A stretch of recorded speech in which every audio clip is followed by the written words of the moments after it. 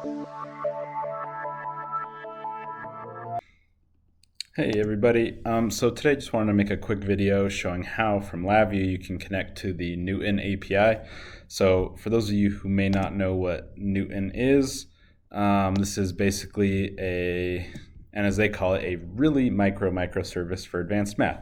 So it can do numeric calculations and it can also do symbolic math parsing. So basically we're just using HTTP GET methods to provide like an expression and a function that we want to use on that expression, and then it's going to return the result. So really pretty simple. You can see here it can do things like simplify equations.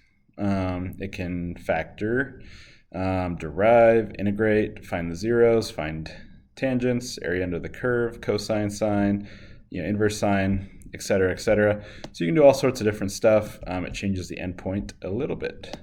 But that way you basically can have a cool little math engine that you don't have to derive yourself. So here I've written just a simple LabVIEW code for doing this. So you can see it's an HTTP GET we're doing. The base URL here is just https newton.vercel.app/api/v2/. So that's going to be our base URL.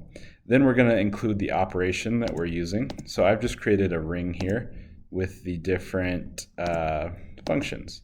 And you can see I've made the names just look a little prettier. Everything is the value of this is the actual format that they want it in the endpoint. But these I've just made look a little prettier. So yeah, I can select what I want it to do.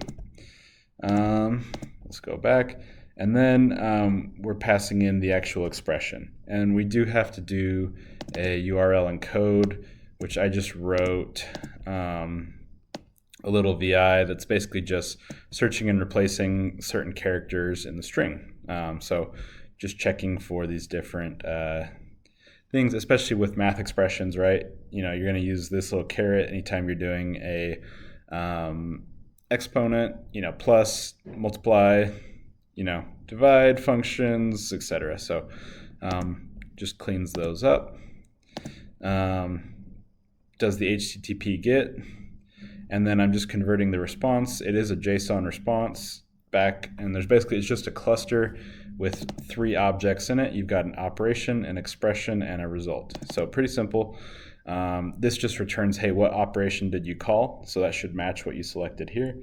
The expression is going to be the expression you provided here. And I'm just using this URL decode on the other side to basically do the same thing.